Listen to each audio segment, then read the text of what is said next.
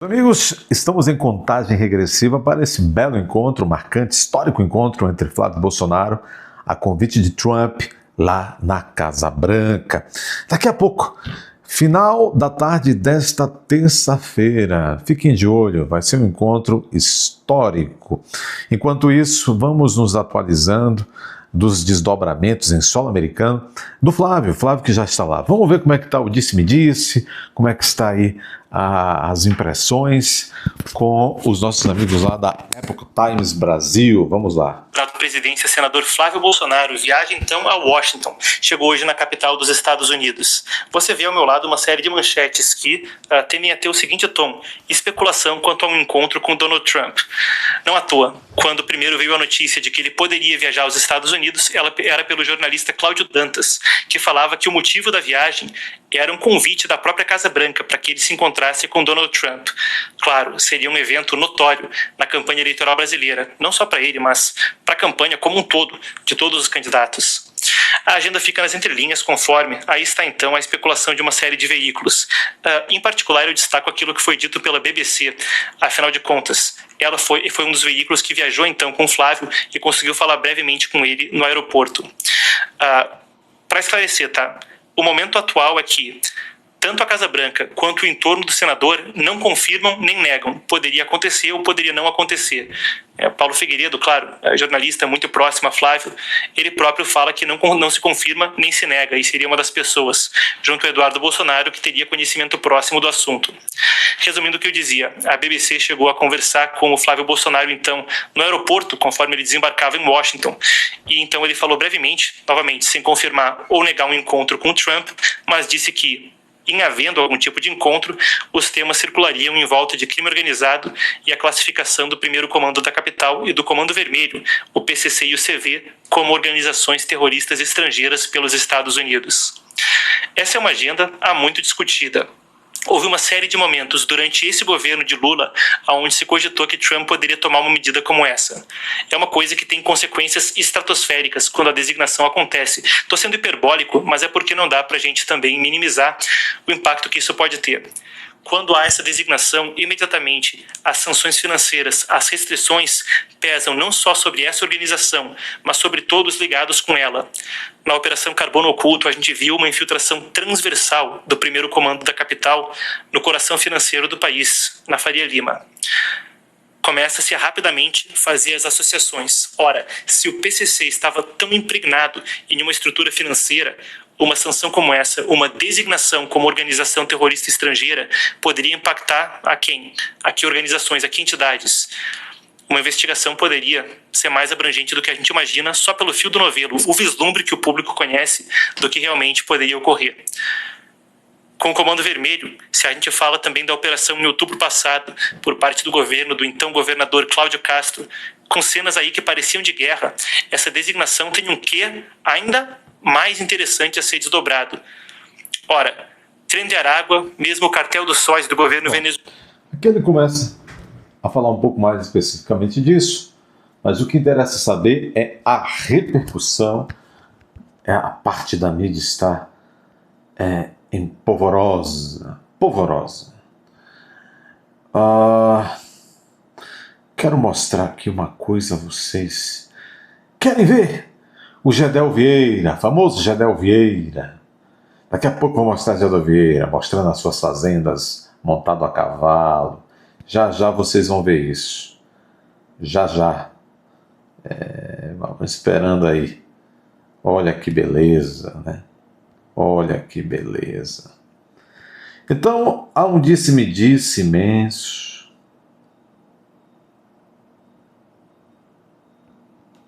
Nenhum juiz violou a soberania americana como Moraes, diz o advogado do Rumble.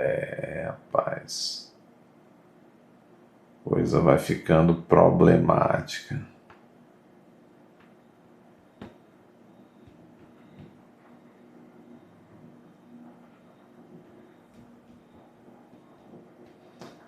O cerco vai se fechando.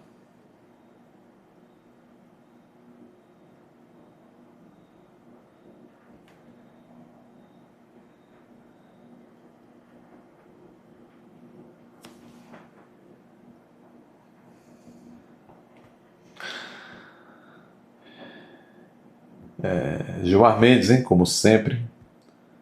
Como sempre. Vamos aqui então. Vamos aí com o pessoal da Oeste aqui. O encontro de Trump com Flávio. Para também só acrescentar o que você disse, bem-vindo. É importante aqui dizer que é o primeiro ministro do Supremo Tribunal Federal que se torna réu, né, na justiça americana por violação de direito fundamental. A censura é aqui no Brasil e aí nos Estados Unidos, onde você está, é direito da primeira emenda, mas isso a gente precisa deixar bem claro do que se trata. Ivan, dito isso, o Brasil, tem algo no Brasil que o Trump quer muito, né? A gente teve aquela reunião longuíssima com o Lula e agora Flávio Bolsonaro viajou e chegou a Washington. Quero saber de você, esse é o assunto do momento, o que se sabe de novo em relação a isso, se o Trump terá agenda, a gente sabe que tem a questão do Irã, mas como que está isso e se o Flávio será recebido e se for, né, o que você acha que será tratado? Olá, Fabiana, sempre uma alegria estar por aqui também. Vamos lá, são 2 pontos aqui que a gente precisa tratar. Eu sei que as pessoas têm um certo receio. Nossa, será que esse caso do presidente Trump versus Alexandre de Moraes aí não vai para frente porque pode sair um acordo envolvendo terras raras, alguma coisa assim? A resposta é não. Isso acontece porque aqui é uma decisão judicial. A lei Magnitsky, que foi aplicada no ano passado e depois foi retirada, era uma decisão política, tanto que ela foi retirada. Mas no caso dessa notificação e dessa ação que está correndo na justiça, não é político. Então, a não ser que o presidente Trump decida retirar a ação contra o ministro Alexandre de Moraes. Mas e a Rumble? Como é que fica? Muito provavelmente a Rumble continuaria, né, a ação. Então, primeiro ponto, aqui nós precisamos separar o mundo político do judicial. Lá nos Estados Unidos existe essa separação. E tem uma coisa que as pessoas precisam saber. O Trump, quando entra numa briga como essa, ele não gosta de perder, tá? Bom, o segundo ponto, sim, Flávio Bolsonaro está em Washington. Acontece que o presidente Trump está empenhado em reuniões, né, para definir o futuro aí de um possível acordo de paz entre os Estados Unidos e o Irã. E conforme nós noticiamos, hoje é feriado lá nos Estados Unidos, um dia extremamente importante, Veteran Day, é o dia dos veteranos. O presidente Trump cumpriu a agenda em um cemitério junto com o secretário de guerra, outros ali, para homenagear esses veteranos. Então, possivelmente, a gente acredita que esse encontro possa acontecer nesta terça-feira ou na quarta-feira.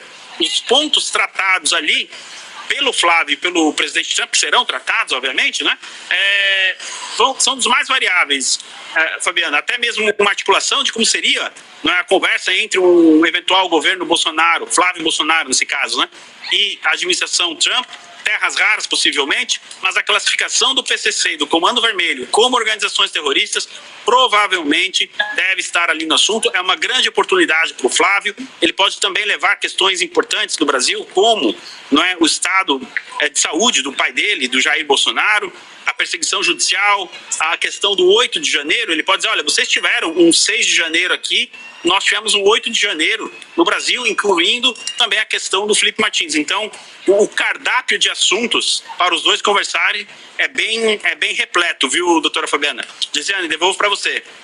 Olha só, essas imagens que nós acompanhamos enquanto o Ivan falava a respeito do Flávio, tá aí na tela para vocês. Essas imagens são do Joaquim Leite Neto, fica aqui o agradecimento público, então, ao Joaquim que fez aí essas imagens do desembarque de Flávio Bolsonaro. Ivan Kleber, vou trazer aqui novamente as nossas analistas, trazer a nossa pauta aqui. É interessante esse caso do Alexandre de Moraes, Ivan, você havia levantado essa possibilidade do patrimônio dele nos Estados Unidos, essa possibilidade, inclusive, no período da Magnitsky, que foi pensada também. Houve esse debate, onde estava esse patrimônio, se esse patrimônio estava só dolarizado, se estava em outros países, se estava, de repente, em algum paraíso fiscal, enfim. Esse debate também foi muito levantado, muito discutido à época da Magnitsky, então estamos de novo aí em cima, né, desse debate do patrimônio do ministro. Pois é, eu sei que vocês todos estão muito preocupados se Moraes vai perder parte do patrimônio, ele, Dona Viviane, ou não. Não é isso? Dê seu like aí, inscreva-se. Ainda nesta terça-feira, nós vamos acompanhar em tempo real, tanto aqui no Café com Mortadela, como lá e principalmente lá no canal Dr. Couto de Novaes, tudo o que ocorrer nesta terça-feira entre o encontro de Trump e Flávio. Lembre-se, se o encontro não ocorrer nesta terça, ocorrerá na quarta. Fiquem tranquilos. Grande abraço, estejam sempre por aqui, compartilhem, comentem Inscrevam-se se estiverem pela primeira vez. Se já forem do canal, confiram agora a sua inscrição e se o sininho da notificação está ativado. Considere ir até a aba Seja Membro, se tornar membro desse canal. Se aparecer o botão Hypar, clica aí para esse vídeo chegar a mais pessoas por meio do botão Hypar.